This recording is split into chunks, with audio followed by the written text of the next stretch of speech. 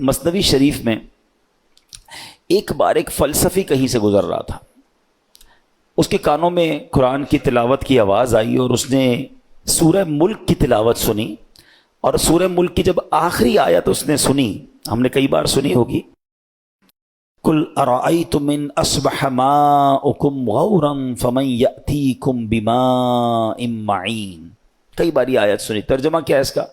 آسان ترجمہ قرآن کنز العرفان، تم فرماؤ بھلا دیکھو تو اگر صبح کو تمہارا پانی زمین میں دھس جائے تو وہ کون ہے جو تمہیں نگاہوں کے سامنے بہتا ہوا پانی لا دے۔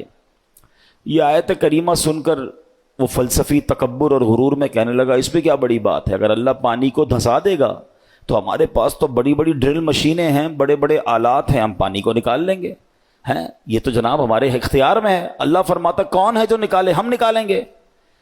اب اس نے قرآن کو اپنی عقل سے سمجھنے کی کوشش کی۔ اچھا اب کیا ہوا، رات کو وہ فلسفی سویا تو اس کے خواب میں اس نے دیکھا کہ ایک بڑا طاقتور شخص آیا، اس نے اس فلسفی کے منہ پر ایک زوردار چانٹا مارا۔ جب چانٹا مارا تو اس کی دونوں آنکھیں باہر آ گئیں، اور ہماری آنکھوں میں نور کا ایک ایک قطرہ ہوتا ہے، دونوں آنکھوں میں ایک ایک قطرہ ہوتا ہے جس سے ہم دیکھتے ہیں، پانی، آنکھوں کا پانی جس کو اب کہا جاتا ہے، تو قطرے زمین پر گر کر خشک ہو گئے۔ خواب میں یہ سب کچھ ہوا ہے۔ خواب میں آنے والے شخص نے کہا کہ اے بدنصیب، اگر تو واقعی کدال اور پھاوڑے اور سائنسی آلات سے زمین میں گیا ہوا پانی نکال سکتا ہے تو اپنی ان دونوں آنکھوں سے نکلے ہوئے جو قطرے ہیں اس کو پانی کو نکال کے دکھا۔